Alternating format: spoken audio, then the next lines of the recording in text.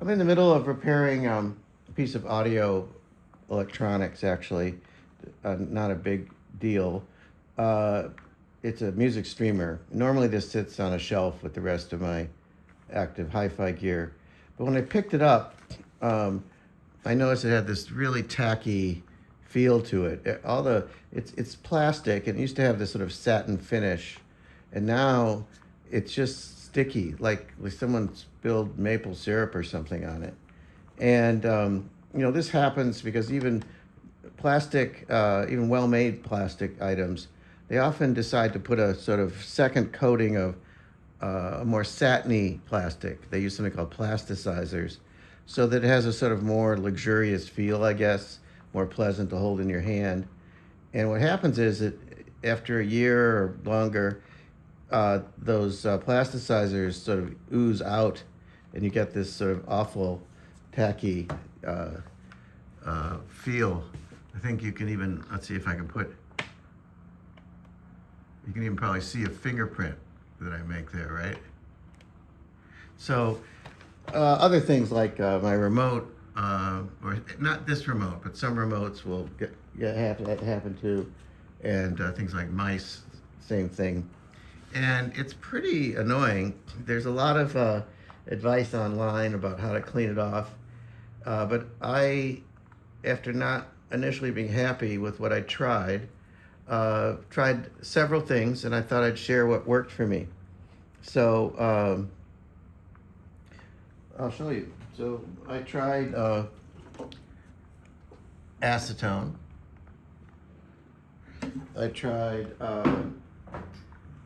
ethanol, which is usually often sold as a denatured alcohol. It's denatured so people don't drink it because it's the same alcohol that's in alcoholic beverages. And I also tried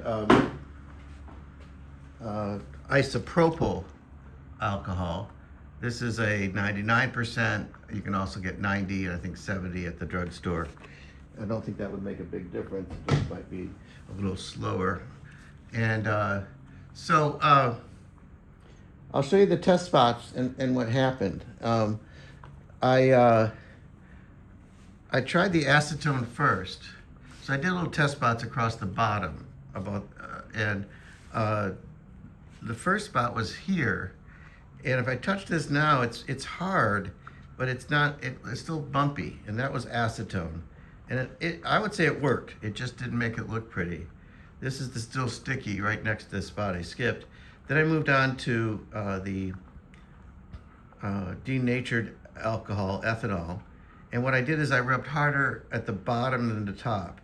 I was hoping to maybe preserve a little bit of that satiny, secondary finish to the plastic. I don't think it works very well, but I was able to get most of this, all of the stickiness off with the ethanol. But by far the best was this section here. I did top and bottom of these little rows, and it's clean. It's not sticky, and up top it's okay, but it's not very even, as you can see. And then finally, I actually mixed a little bit of baking soda in with the isopropyl, because I read that helped. And it does do a good job. It works faster, but I think it also scratches a little bit. And I think you can sort of see that I did this section here, this panel, and it came out pretty well. It's smooth, it's not sticky. I also did this panel on the opposite side. I tried to preserve the sort of satiny secondary finish, but it's really hard. If you rub too hard, it gets. So I don't really recommend that. I recommend taking all of it off and using isopropyl alcohol. I also used an old washcloth really that's cotton, so I wouldn't leave lint, and that worked quite well.